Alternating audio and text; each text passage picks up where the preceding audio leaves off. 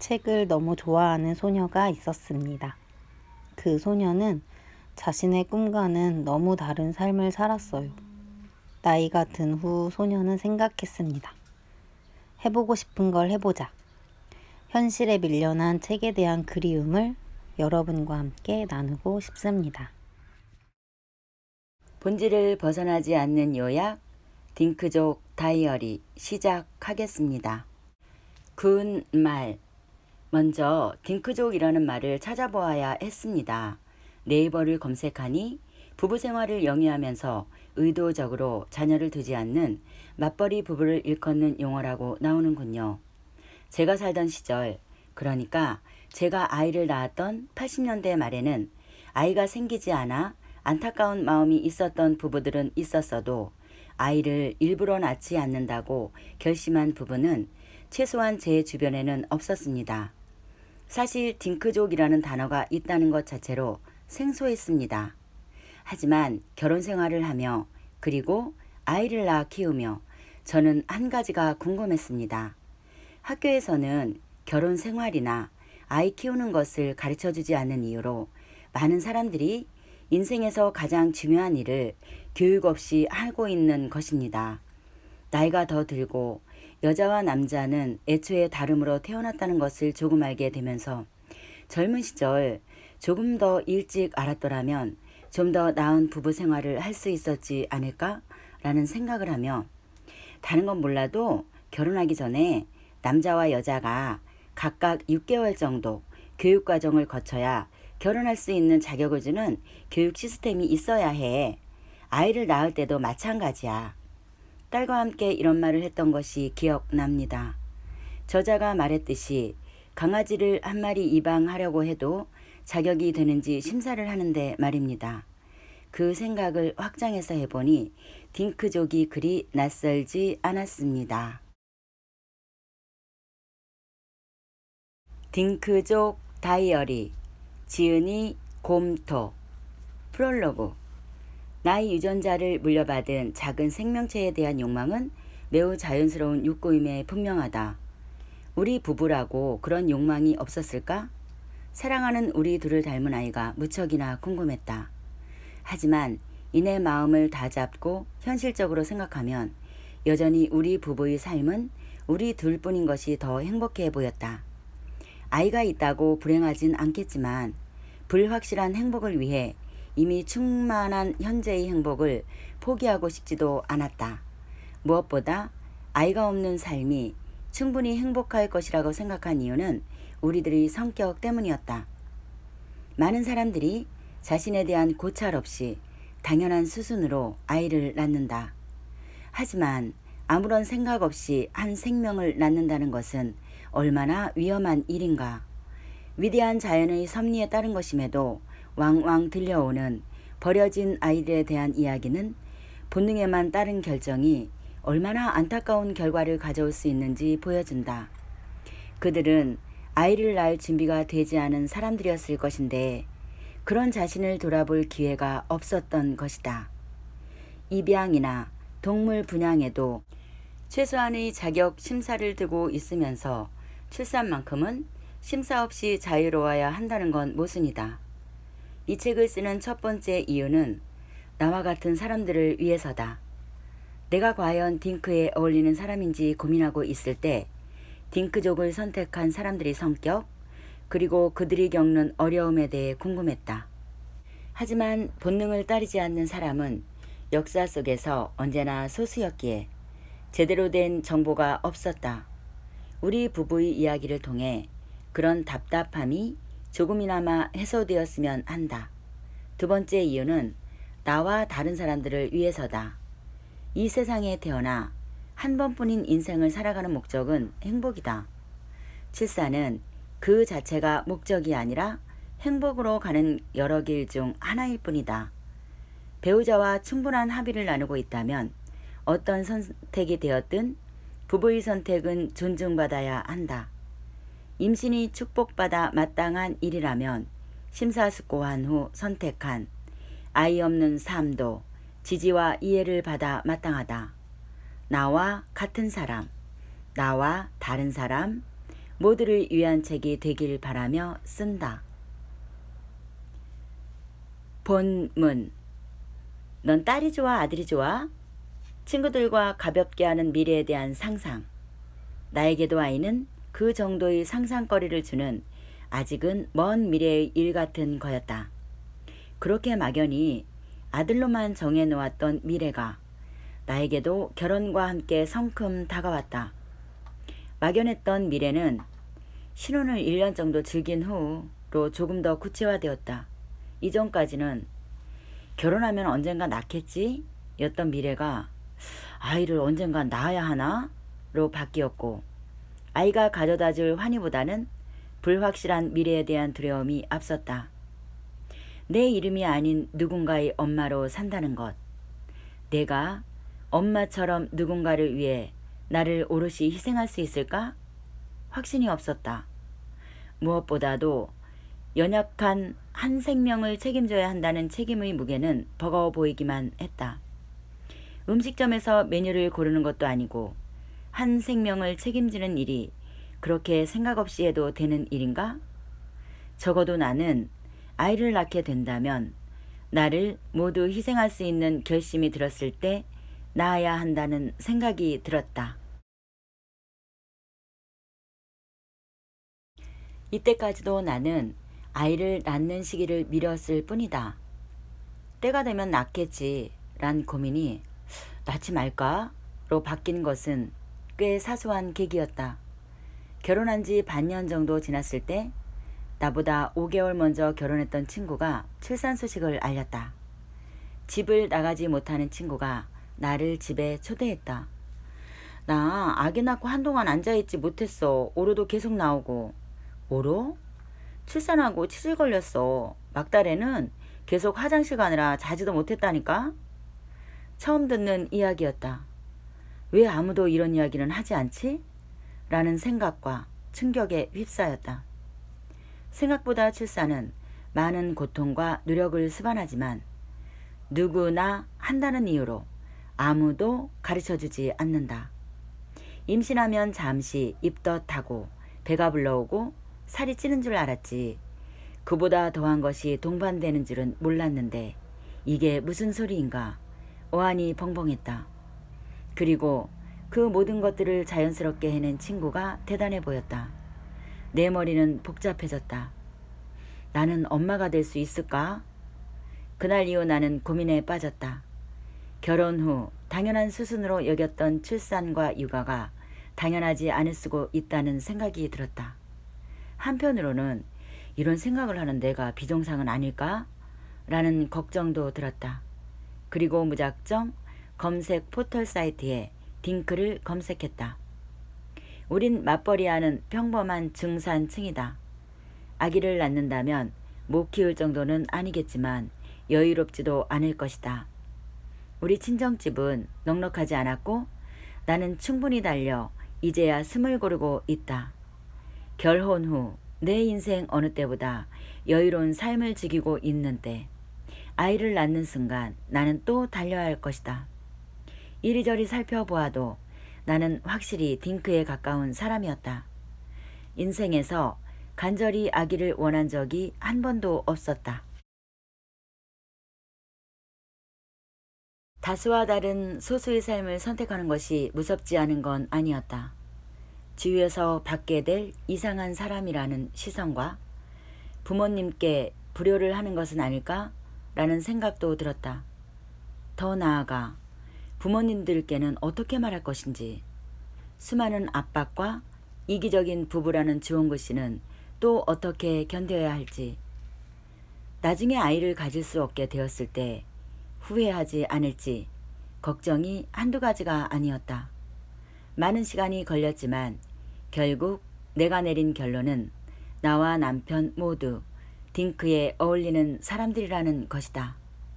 딩크는 수많은 오지랖과 싸워야 한다. 그 중에서도 내가 처음으로 마주친 오지랖은 본능이었다. 본능은 생각보다 강력했고 그 어떤 오지랖보다도 나를 괴롭게 만들었다. SNS의 수많은 아기 사진들은 이거 봐봐, 이렇게나 귀여운데 낳지 않을 거야? 라며 나의 감성을 자극했다. 어쩜 이렇게 작고 귀여운지. 나와 남편을 닮은 작은 꼬물딱지는 얼마나 더 사랑스러울지 1000번은 넘게 상상했다.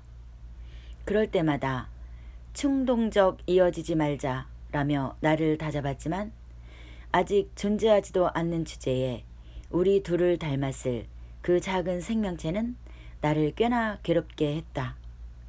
아마 다른 딩크족도 다양한 모습을 한 자신의 본능과 싸우는 경험을 할 것이다. 그렇게까지 힘들어하며 딩크를 고집할 이유가 있어? 그냥 나오면 되잖아. 나라고 이런 생각을 해보지 않았을까? 이따금 고민이 물밀듯이 몰려오면 이렇게 힘들 바에야 남들처럼 낫고 말자 라고 생각했던 적이 한두 번이 아니다. 그만큼 본능과 다르게 산다는 건 힘든 일이다. 그럼에도 불구하고 내가 딩크를 고집하며 마음을 다잡는 것은 누구보다도 내가 그 본능 너머의 자신을 잘 알기 때문이다. 오늘도 SNS에 올라오는 사랑스럽게 웃는 수많은 아기 사진에 나는 흔들린다. 흔들리는 것도, 흔들리는 속에서도 꿋꿋이 딩크를 고집하는 것도 각자의 사정이 있기 마련이다. 아이를 선택한 사람과 딩크, 누구도 상위에 있지 않다. 다만 딩크로 살기로 결정했다면 또는 아이를 낳기로 결정했다면 본능에 따른 나 자신과 본능 너머의 나 자신에 대한 파악은 확실히 하고 결정했으면 한다. 그렇지 않으면 어느샌가 본능에 휘둘린 채 아이를 낳아버리고 후회할지도 모른다. 딩크로 살게 될 당신이 마주하는 가장 큰 오지랖은 본능이다. 적은 내부에 있다. 딩크를 선택하는 데는 여러 가지 이유가 있었다. 경제적으로 조금 더 여유로운 삶을 살고 싶은 것도 그중 하나였고, 아기가 가져올 생활의 변화를 받아들일 준비가 되지 않았던 것도 사실이다. 하지만 무엇보다도 우리 부부의 내면을 돌아보며 우리에겐 부부 둘만 존재하는 미래가 더 행복해 보여 라는 확신으로 우린 딩크가 되었다.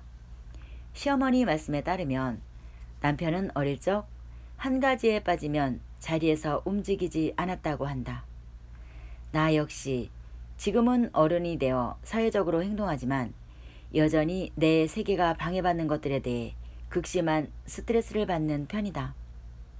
그렇기에 한국의 조직생활, 집단 문화는 내게 성가신 존재였다. 심지어 연애조차도 내 세계가 보장되는 선에서만 했다. 데이트 역시 내 시간이 확보되는 시간 내에서 했다. 하지만 연애 시간이 길어지게 되면 많은 이들은 금을 밟고 바운더리 내의 공간을 호시탐탐 노렸다. 결국 내 바운더리가 침범당하거나 내 기준에 맞지 않는 불합리한 일이 벌어지면 연애는 끝이 났다. 내가 정한 기준과 나만의 세계, 적당한 거리, 내게는 그게 필요했다. 그러던 중 나는 최고의 파트너를 만났고 그 파트너가 지금의 남편이었다. 우리는 함께 시간을 보내면서도 비슷한 성격이기에 서로의 공간을 존중하는 법을 본능적으로 알고 있었다. 서로가 집중하고 있을 때에는 건드리지 않는다. 그게 무관심이 아닌 각자의 시간이 필요할 뿐이라는 걸 알기에 섭섭하지 않았다. 오히려 함께 있기에 외로움은 느끼지 않으며 나의 세계에 대한 욕구도 충족시킬 수 있으므로 둘이 함께하는 시간은 스트레스가 없었다. 지금도 우리는 많은 시간을 둘이서만 보낸다. 우리 둘만 있는 공간과 시간은 가장 편안한 곳이다. 그런데 그 공간에 아이가 생긴다면 아이는 바운더리를 모르는 존재다. 끊임없이 나의 공간을 침범할 테고 나만의 시간에 대한 보장은커녕 내 인생 모든 곳에 아기가 있을 것이다.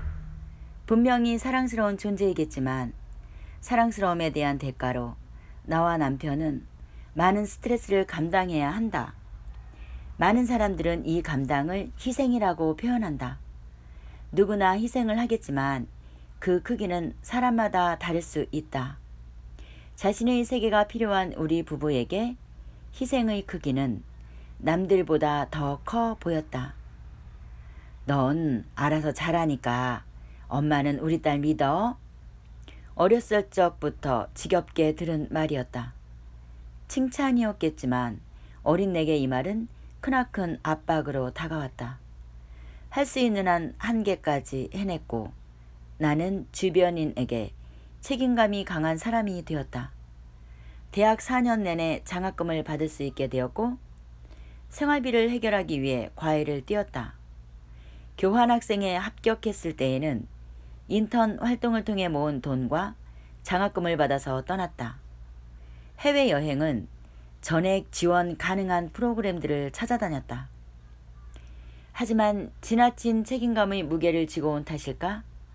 나는 결혼 후 유일한 탈출구였던 남편 앞에서 사실은 힘들었다고 말했다. 스스로도 처음으로 깨닫는 순간이었다. 사실 나는 책임이라는 무게에 취약한 사람이었나 보다. 더 이상 책임질 일을 하고 싶지 않았다. 많은 사람은 어떠한 아이를 바란다. 아프지 않고 남들보다 똑똑한 아이, 예쁜 아이 등등. 그 지점에서 아이와 갈등이 시작되고 결국에는 아이에게 상처를 주게 된다. 아이는 선택할 수 없이 주어진 대로 감사해야 한다. 나는 주어진 대로 감사하기에도 그렇다고 아이에게 상처를 줄 자신도 없는 책임감 가득한 완벽주의자였다. 문제가 정신적인 것에 국한된 것은 아니었다. 우리 부부는 둘 다 체력이 좋지 않다. 남편은 조금만 운동해도 운동 시간만큼 잠을 자야 할 정도로 체력이 소진이 빨랐고 나는 선천적으로 몸이 약했다. 특히나 나는 스트레스에 취약한 편인데 고등학교 때에는 스트레스로 먹지 못하는 통에 급격한 체중 저하로 3년 내내 무월경을 경험했고 스켈레톤, 해골이라는 별명을 달고 살았다. 당시 내 키는 160cm에 몸무게는 36kg이었다. 결혼 후엔 나이로 떨어진 체력을 인식하지 못한 채 남편을 여러 번 놀라게 하기도 했다. 책임감 강한 성격으로 해야 하는 일이 있으면 무리를 해서라도 해내곤 하는데 이전보다 떨어진 체력을 고려하지 않고 한계까지 버티는 바람에 크게 아프곤 했다. 체력이 떨어지면 어김없이 찾아오는 위장장애. 결혼 초기만 해도 그것이 내 체력 때문이라고는 상상하지 못했다. 하지만 결혼 후 같은 일이 반복되며 나이를 먹음에 따른 체력 저하가 원인이었음을 깨달았다. 생각보다 주기가 잦아지고 있었다. 연례 행사가 점점 반기 행사가 되어가는 느낌이었다. 이젠 요령이 생겨 비슷한 패턴이 일어날 조짐이 보이면 몸을 조심하고 쉰다. 덕분에 아픈 행사 횟수는 눈에 띄게 줄었지만 체력 자체가 늘어난 건 아니었다. 육아를 하게 된다면 요령은 부릴 수 없다. 아기는 24시간 엄마를 필요로 한다. 고등학교 시절 해야 하는 공부이기에 내 몸을 돌보지 않고 꾸역꾸역 해냈던 것처럼 육아도 내 몸을 갉아먹게 하며 해낼 것이다. 그나마 그때는 어린 나이라는 것으로 버텼다지만 이젠 더 이상 어리지도 않다. 아픈 엄마는 아기에게도 남편에게도 좋을 리 없다. 여보, 우리 이런 체력으로 아기 키울 수 있을까? 맨날 싸우겠지 뭐. 당신은 맨날 골골대고. 우리 둘은 서로를 바라보며 고개를 저었다. 체력은 국력, 아니 육아력이다. 남편은 끝없는 지식에 대한 욕구로 앞으로도 공부할 게 산더미고 나는 나의 해보기 리스트를 모두 채우기엔 아직도 해보지 못한 것이 많다. 난 틈틈이 웹툰을 그리고 글을 쓰고 우리 부부의 일상을 기록하는 블로그도 운영한다. 앞으로는 내가 하고 싶은 이야기를 동영상 플랫폼을 통해 꾸려가고 싶은 욕심도 생겼다. 남편은 퇴근 후에 집에 오면 게임을 즐긴다. 요즘은 얼마 전 구입한 플스가 큰 즐거움이 되고 있다. 주말에는 카페에 가서 함께 책을 읽고 이따금씩 주변으로 여행을 다닌다. 아이가 없으니 동선을 짜는데 구애받지 않는다. 챙겨야 할 짐도 가볍다. 평생 할 것이 넘치다 보니 우리 부부의 대화에 아기에 대한 이야기는 없다. 모두들 아기를 상상할 수 없는 행복이라고 이야기한다. 하지만 우리는 그 상상할 수 없는 행복을 위해 상상조차 해본 적 없는 돈을 마련할 자신이 없었다. 그래서 현재 상상 가능한 행복을 위해 상상 가능한 범위의 돈만 쓰기로 결정했다. 우리에겐 지금 현재 우리가 가장 중요하니까 현재의 행복을 위해서만 달리기로 했다. 아기 없이 우리 둘이 하고 싶은 것 하며 살려고.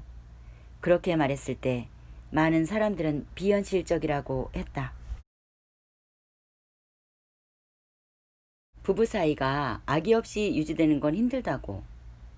하지만 모순적이게도 우리는 지나치게 현실적인 사람들이었고 확실하게 받을 수 있는 100만 원과 내일 50%의 확률로 받을 수 있는 500만 원 중 현재의 100만 원에 더 편안함을 느끼는 사람들이었다. 딩크로 살아보는 것은 쉽다. 내 주변인 중 많은 이들이 결혼 초반 딩크라고 이야기했지만 몇 년 지나지 않아 그들이 카카오톡 프로필은 아기 사진으로 바뀌었다. 이처럼 딩크로 살아보는 건 쉽지만 계속 딩크로 살기란 쉽지 않다. 그렇게 많은 이들이 중간에 마음을 바꾸는 것일 테지만 그럼에도 불구하고 계속해서 딩크로 살기로 했다면 감당해야 할 문제들이 남아있다. 은진아, 너희는 출산 계획 있어? 아니, 우리는 딩크야. 정말? 이혼하는 거 안 무서워? 애 없으면 이혼한대. 그럼 하지 뭐. 무신경하게 상처 주는 말에 최대한 반응하지 않으려 하지만 어쩜 이리도 무례할까? 가끔은 화가 날 때도 있다. 하지만 한국에서 살아가는 딩크라면 이러한 무례함쯤은 가볍게 넘겨버리는 덕목이 필요하다. 딩크로서 갖추어야 할 또 한 가지 덕목은 아이를 낳은 여성을 나보다 상관으로 모실 수 있는 인내심이다. 은진아, 다음 주 약속 우리 집으로 올 수 있어? 무슨 일 있니? 아, 나 집에 애기 있잖아. 애 데리고 나가기 힘들어서. 난 지방에서 가는데 기차역에서 너희 집 멀지 않아? 그래도 난 애가 없으니까 자유롭잖아. 애 엄마랑 힘들다. 좀 봐줘. 임산부와 엄마들 사이에 낀 딩크족 여성은 그들을 배려, 아니 그들의 명령에 따라야 하는 도우미가 되곤 한다. 조금이라도 불만을 보이면 인정머리였고 애를 낳아본 적이 없어서 역시 뭘 모르는 여자가 되기 십상이다. 그들만의 언어를 이해하기 위해 노력해야 한다. 아이를 낳은 것은 여자로서의 훈장이기에 아이를 낳지 않은 딩크족은 여자로서의 소음을 다하지 못한 책임에 대해 문책받는 수고로움을 견뎌야 한다. 너는 애를 안 낳아봐서 모르겠지만 애가 주는 기쁨이 있어. 애를 낳아봐야 어른이 되는 것 같아. 애 안 낳을 거면 결혼은 왜 해? 출산과 육아가 힘든 일임에는 분명하지만 그것은 수많은 갈림길 중 하나일 뿐 더 상위에 있는 길은 아니다. 그럼에도 불구하고 많은 이들이 출산과 육아를 이루어낸 사람만이 무엇인가를 가진 양 거들먹거린다. 아기를 낳음으로써 얻는 것과 잃는 것이 있듯 아기를 낳지 않음으로써 얻는 것과 잃는 것이 존재한다. 누구도 우위에 있지 않다. 다른 삶을 살고 있을 뿐이다. 난 단 한 번도 엄마가 된 그녀들에게 넌 애가 있어서 모르겠지만 우리 둘만이 시간이 주는 기쁨이 있어. 애 낳으면 내 인생은? 이라고 말한 적이 없다. 육아가 얼마나 힘든 일인지 알고 있고 그녀들의 선택과 인생을 존중하기 때문이다. 내가 바라는 것은 쓸데없는 오지랖이 아니라 서로의 인생을 있는 그대로 인정하고 넘길 수 있는 무관심과 존중이다. 지금 젊으니까 그렇지 나이 들어서 자식이 없으면 외롭지 않을까? 나이 노후를 위해 아이를 낳는다는 것은 전제부터 잘못되었다. 자식이란 있는 그대로 받아들이고 감사해야 하는 존재이지 무엇을 바라며 낳는 존재가 아니다. 고루하고 조심스러운 이야기지만 요양원의 많은 노인들은 자식이 있다. 특히나 지금과 다르게 아이가 선택이 아니라 필수인 세대였기에 거의 모두가 자식이 있음에도 그들은 외롭다. 사람의 감정이란 기대에 비례해 커지는 법이다. 오히려 자식이 없는 이들이 기대도 없기에 덜 외로울 수도 있다는 것은 아이러니하다. 안타깝지만 노후를 덜 외롭게 하는 것은 자식의 존재 유무가 아니라 배우자와의 관계와 부의 크기다. 자식은 아무것도 바라지 않을 수 있을 때 낳아야 한다. 노후의 걱정 앞에서는 자식이 있든 없든 평등하다. 부부 사이의 아이란 존재가 생기는 순간 부부의 인생은 아이 중심으로 돌아가게 된다. 아이의 일정에 맞춰 휴가를 가고 아이의 학교에 맞춰 이사를 간다. 부부의 대화는 아이에 대한 내용이 주를 이루게 되고 자신들의 미래보다는 아이의 미래를 걱정하게 된다.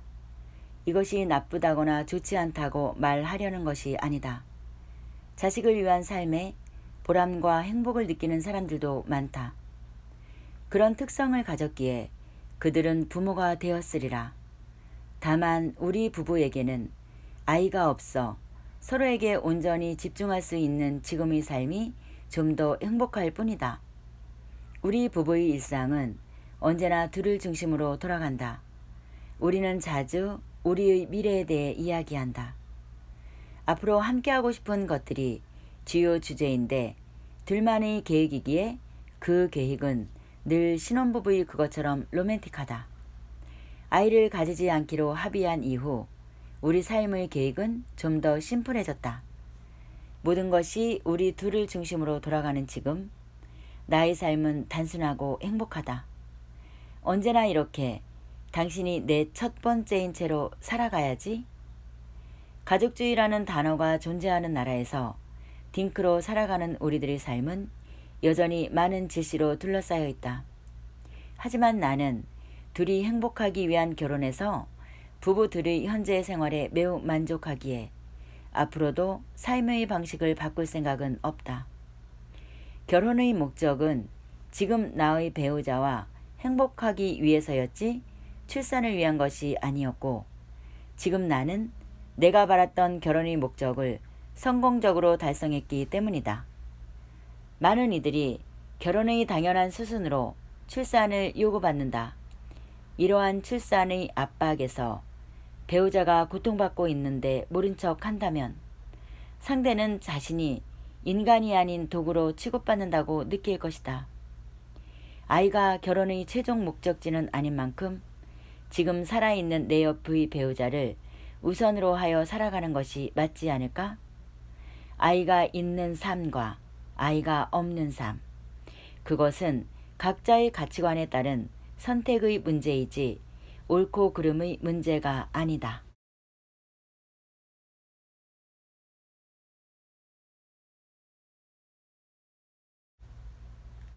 그렇기에 그 누구도 그들의 삶의 방식을 함부로 평가하거나 비난해서는 안 된다. 나는 육아를 훌륭하게 해내고 있는 세상 모든 부모님들의 삶을 존경한다. 그들의 선택은 고귀한 것이며 축복받아 마땅한 것이다. 마찬가지로 아이를 선택하지 않은 부부의 삶, 더 나아가 결혼을 선택하지 않은 사람의 삶도 그 선택을 존중받을 권리가 존재한다. 저출산 시대에 소수로서 딩크에 관한 책을 낸다는 것은 쉬운 결정은 아니었다. 하지만 나는 이 책을 통해 딩크뿐만이 아니라 모든 형태의 삶이 서로 존중받고 축복받길 바란다. 이것만은 꼭 해 보아요. 책을 읽는 즐거움이랄까, 책을 읽어야 하는 이유랄까. 책은 많은 다른 형태의 삶을 보여줍니다. 그리고 우리를 생각하게 하고 그 다른 형태를 인정할 수 있게 해줍니다. 이렇듯 대화라면 절대로 불가능한 일을 책은 해줍니다. 왜냐하면 책은 그야말로 내가 일방적으로 상대방의 말을 들어주는 태도이기 때문입니다. 조금 안타까운 부분이 있습니다. 지은이가 딩크족이 된 것이 사소한 것이라고 했습니다. 친구의 출산에 갔는데 하필 친구가 많이 괴로웠던 모습을 본 거죠. 내가 출산했을 때를 보았다면 달라졌을 수도 있었겠다라는 생각을 해봅니다. 저는 첫애를 낳고 그렇게 기쁠 수가 없었거든요. 둘째를 낳고는 안정을 찾았고요. 이해한다고 하면서도 저는 어쩔 수 없는 쉰 세대인 것 같습니다. 확실한 것은 다양성의 시대, 자신의 의지대로 살아가는 것이라면 어떠한 다양성도 인정해주고 존중해주는 마음이라고 생각합니다. 여기까지 함께 해주신 여러분 감사합니다.